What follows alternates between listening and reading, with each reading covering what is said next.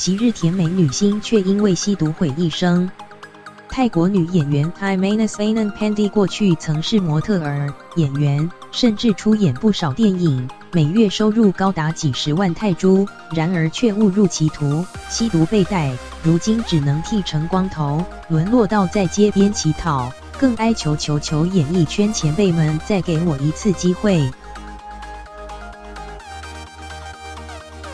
综合外媒报道，她因甜美外形红于一时，作为演员出演《傻瓜拳击手》（Noodle Boxer）， 外也兼任模特儿，之后又到曼谷酒吧驻唱，月入几十万泰铢，然而却因交友不慎误入歧途，吸毒毁了星途。在2016年7月、2016年12月因行窃被逮捕，2018年又再度偷窃手机、现金，被人当场抓住拍照 PO 网。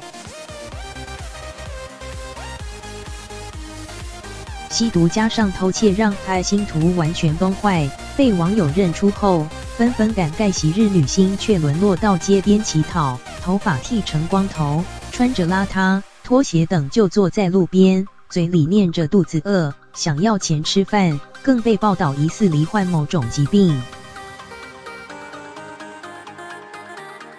不过，当路人问他有机会还愿不愿意出演电影时，他几乎当场哀求，直呼去求演艺圈前辈们再给我一次机会。当地记者实际前往他与52岁母亲在春武里府 Chonburi 市拉刹 Sriracha 或 Sriracha 的住处，发现那只是个用帆布充当屋顶、充满废弃物的地点，到处是垃圾及蚊蝇。而他的母亲则说，女儿自从吸毒后就有了大转变，一度被人袭击，重创头部，他只好带着女儿到处流浪，以收集废弃物为生，盼望回到正常。